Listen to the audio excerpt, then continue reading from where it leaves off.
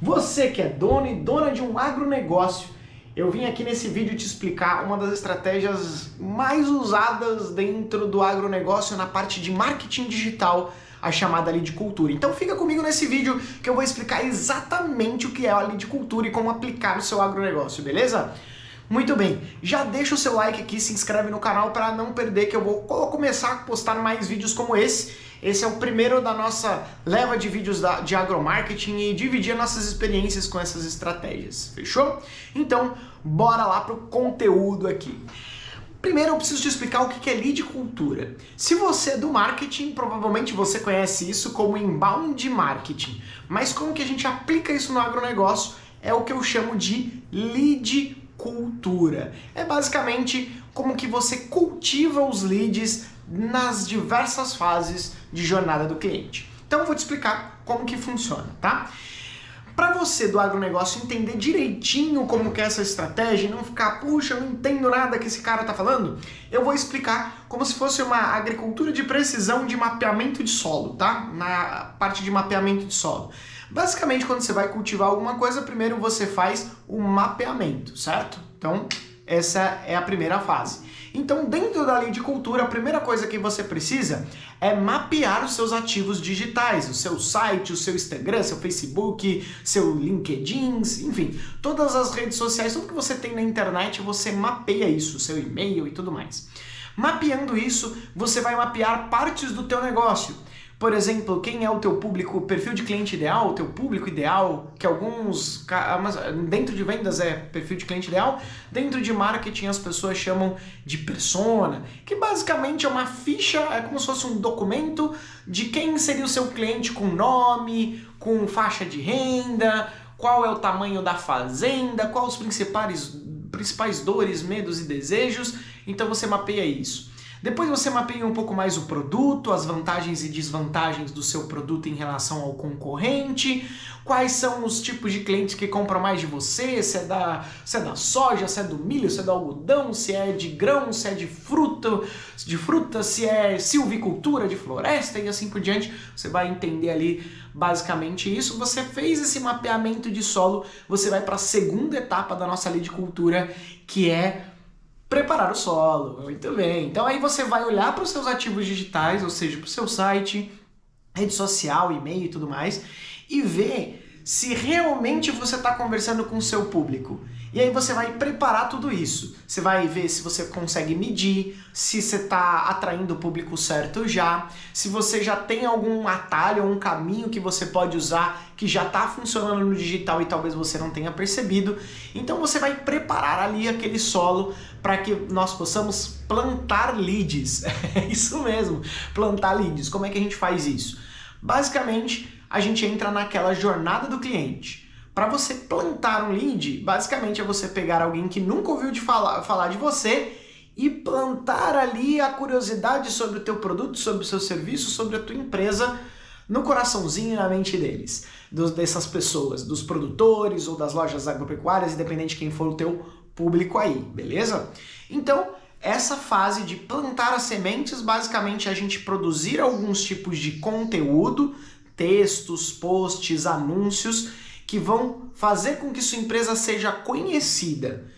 Nessa fase, o que a gente mais mede é quantas pessoas foram alcançadas e quantas pessoas geralmente engajaram ou interagiram com a sua empresa de alguma maneira, de uma maneira mais superficial. Isso aqui ainda não gera vendas, tá? Essa é a primeira fase, é você plantar ali uma sementinha.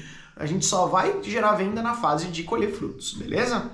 Bom, e aí a gente entra então na quarta fase. Então a gente teve, primeiro, o mapeamento do solo, a preparação do solo, a plantar as sementes e agora a gente vai para o quarto, que é regar.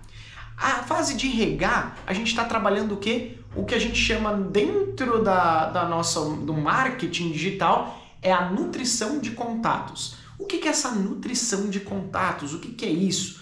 Basicamente é você manter um relacionamento com essas pessoas. Então pensa aí, de repente você trabalha com um representante ou você trabalha com alguns representantes que vão de fazenda em fazenda conversar.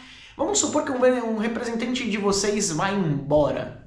Beleza, ele achou um outro trabalho e foi embora. Geralmente, a maioria dos agronegócios que eu converso todos os dias, quando isso acontece, você perde toda aquela carteira de clientes ou aqueles potenciais, no mínimo os potenciais clientes que estão com ele, aquelas pessoas que ele já falou. Então você pode armazenar esses dados, fazer com que todos os representantes cadastrem isso em algum lugar, para que você consiga ter um relacionamento digital, por e-mail, por WhatsApp, por anúncios no Facebook, Instagram, YouTube, Google. Então isso aqui é o maior ativo que você pode ter, e a maior dica que eu dou para o agronegócio é começar a armazenar os contatos de tudo, dos teus representantes, dos dias de campo, das feiras, de maneira digital, em alguma plataforma que você possa melhorar o relacionamento com o cliente. Porque o relacionamento não pode ser só através do representante. Ele é importante e nunca vai morrer. Você ainda vai precisar visitar os clientes em porteira e ir para todos os lugares. Porém, todavia, entretanto, é importante que a empresa mantenha uma comunicação ativa também com esses clientes, tá? Beleza, então a gente já nutriu aqui, né? A gente pode nutrir de outras maneiras. Além de você mandar e-mails constantes, você pode mandar algum tipo de interação, fazer uma live, um webinar, que vai trazer um conteúdo um pouco mais denso, mais complexo e mais profundo para o teu cliente. Então, primeiro, na plantação de sementes, você vai ter um conteúdo mais superficial, é um conteúdo mais para atrair, é plantar uma sementinha ali, é pequenininho, é algo simples, é aquele conteúdo que geralmente a maioria já faz, mas não investe em distribuição, em chegar nas outras pessoas. Já o conteúdo de nutrição é um conteúdo um pouco mais denso, você vai dar informações mais práticas, vai dar dicas, vai informar um pouco mais o produtor ou o teu cliente final. O terceiro, ou na verdade o quinto passo, né? Então mapeamento de solo, preparação do solo, plantar a semente, nutrir. O quinto é regar. Regar não.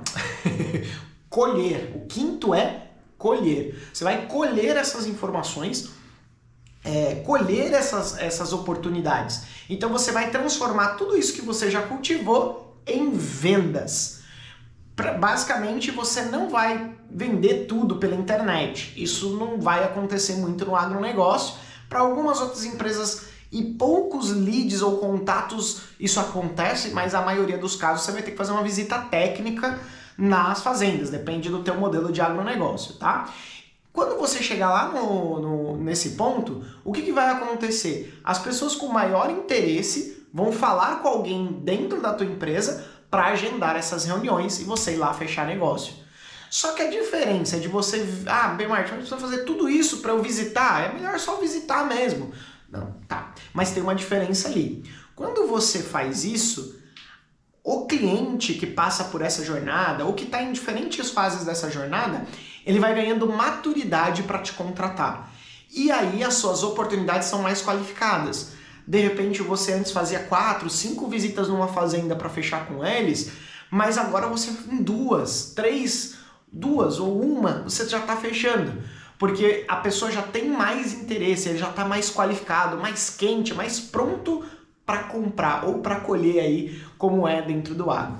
Então, construindo essa estratégia completa sobre viticultura, é que você consegue ter aí grandes oportunidades no digital.